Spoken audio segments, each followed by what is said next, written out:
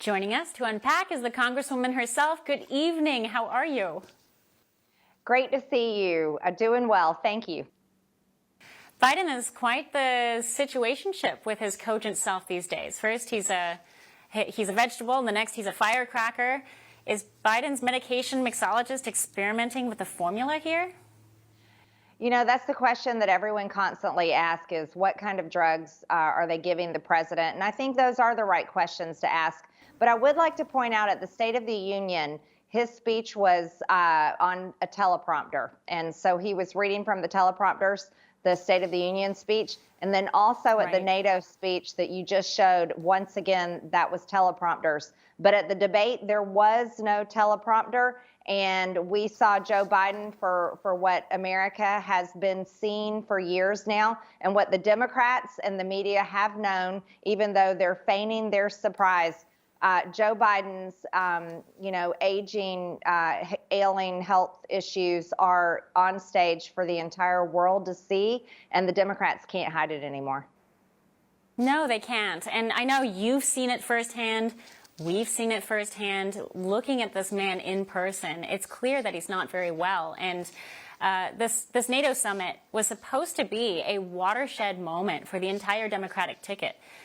Do you think that Biden at this point has succeeded in staving off his doubters within the party amongst your colleagues? I think he's in real trouble. We're in session this week, and I have been watching the Capitol Hill press swarm the Democrats, all of my Democrat colleagues, this entire week, asking them repeatedly about President Biden's cognitive issues, what appears to be dementia, possibly Parkinson's. They have been pressing and pressing, and we are hearing over and over the buildup and watching the buildup among Democrat members of Congress and senators, where it seems like the dam is breaking as they're becoming more public in their remarks and answers to the press that they cannot support President Biden, that they are very, very concerned about his ability to not only serve as president, but to run as president. And their biggest concern is they're going to lose their reelections if he is at the top of the ticket. So it seems to be President Biden is in big trouble. But let's be honest here. The Democrats are lying and the media is lying. They have known the entire time about all of his issues because they are the ones that have seen it up close and personal. Nancy Pelosi is lying. Hakeem Jeffries is lying. Jill Biden and Hunter Biden are lying. The White House press secretary is lying. So shame on every single one of them. And the real truth is they knew about this before he became president in 2021. They knew about it as early as 2019. I mean, it just speaks to the callousness of this family, I think, that you have the patriarch of the family clearly not in good shape, and then forcing him to run for a second term. He's clearly not he's not in control, and that's what it also looks like behind the scenes. This is such a conundrum for the Democrats, and it's very interesting to watch.